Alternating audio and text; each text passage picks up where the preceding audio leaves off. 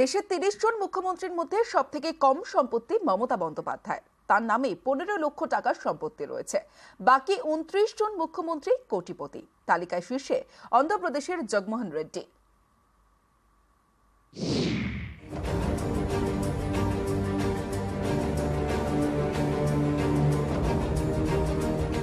রাজ্য এবং কেন্দ্রশাসিত অঞ্চল মিলিয়ে মোট ৩০ জন মুখ্যমন্ত্রী।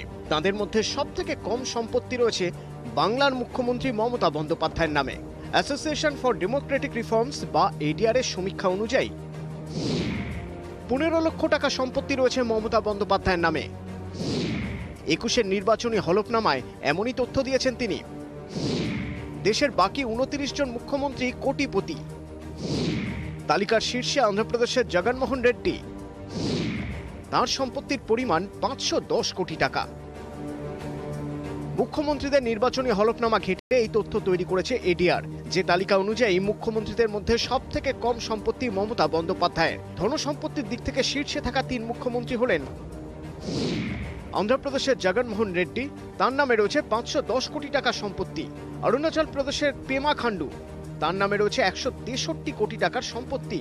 এবং ওড়িশার নবীন পটনায়ক, তার নামে রয়েছে ৬৩ কোটি টাকার সম্পত্তি। মুখ্যমন্ত্রীদের মধ্যে সবথেকে কম সম্পত্তির মালিক বাংলার মুখ্যমন্ত্রী তথা তৃণমূল নেত্রী মমতা বন্দ্যোপাধ্যায়, তার নামে রয়েছে ১৫ লক্ষ টাকার সম্পত্তি। কেরলের মুখ্যমন্ত্রী সিপিআইএম এর পিনারাই বিজয়ন, তার সম্পত্তির পরিমাণ প্রায় ১ কোটি। এবং হরিয়ানার মুখ্যমন্ত্রী বিজেপির মনোহর লাল খট্টার, তার সম্পত্তির পরিমাণ ১ কোটির কিছু বেশি। নিউজ ১৮ বাংলা।